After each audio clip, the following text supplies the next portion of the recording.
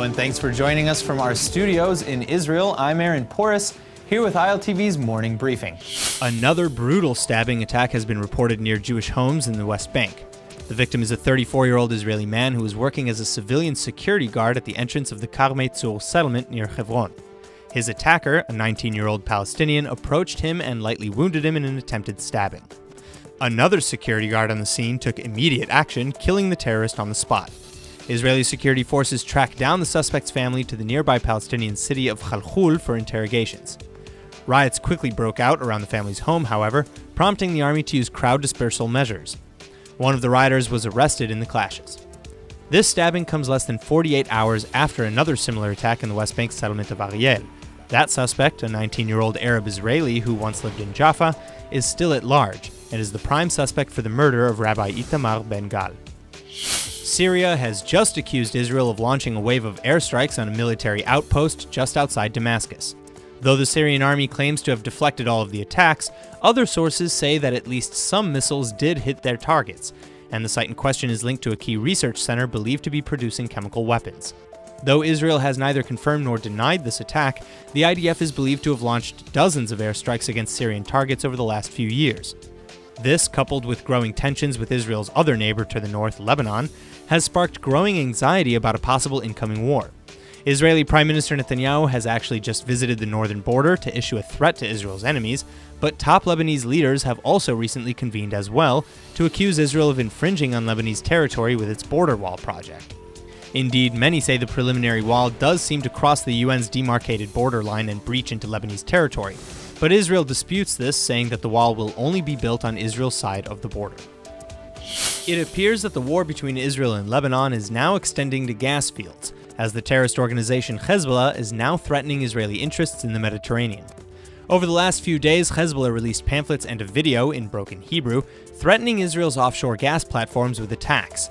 One pamphlet read, quote, "Whoever abuses oil and gas sites in Lebanon's economic waters, their sites will be abused. They know Lebanon can do this," end quote.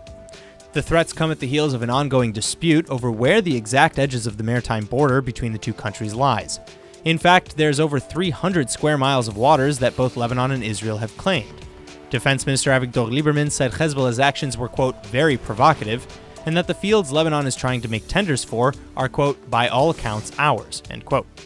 Evidence of Hezbollah's actions backing up their threatening rhetoric includes the alleged development of advanced naval capabilities, including submersible drones, suicide drones, scuba diving military units, and of course a massive Iranian-supplied arsenal of projectiles. Israel, on the other hand, has begun installing infrastructure to defend against such assaults, including the maritime Iron Dome system and a physical barrier between the two countries. Further, after a tour of the Golan Heights, Israeli Prime Minister Netanyahu yesterday warned Lebanon and Hezbollah, quote, "not to test us." While the country still reels in the face of recent terrorism, Israelis are struggling with yet another deadly and shocking statistic. Since the beginning of 2018, 32 people have died in automobile and traffic-related accidents. 6 people died just yesterday, with at least 4 more people being injured. If this pace were to continue, the roads of 2018 are looking like they're going to be even bloodier than 2017, in which a total of 362 people died, or nearly 1 traffic-related death per day. So please, remember to be careful on the roads. The Israeli government has just informed nearly 20,000 asylum seekers from Africa that they will be jailed indefinitely if they don't agree to be deported to a third-party, unnamed country in Africa. But the majority of asylum seekers seem to agree now that they'll far sooner choose jail over the likely dangers that await them if they were deported. This controversial deportation plan is set to begin starting on April 1st, and though only single men are said to be targeted for now, Israeli leaders have made it clear that married men, women, and children will be targeted as well in the future waves. Netanyahu's government has branded this community as, quote, "illegal infiltrators," but the vast majority, mostly Christians from Eritrea and Sudan, say they fled war, genocide, and/or indefinite mandatory service in a slave army for a better life in Israel. And indeed, nearly 90% of Eritreans, at least, are accepted as legal refugees all over the world.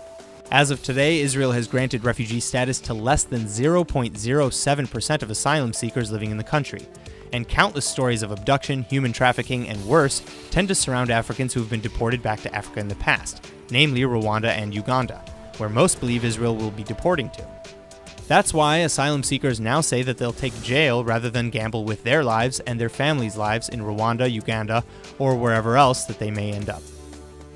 That's all for now. I'm Aaron Porras, and see you later with our main daily broadcast from Israel at 2 p.m. Eastern Time.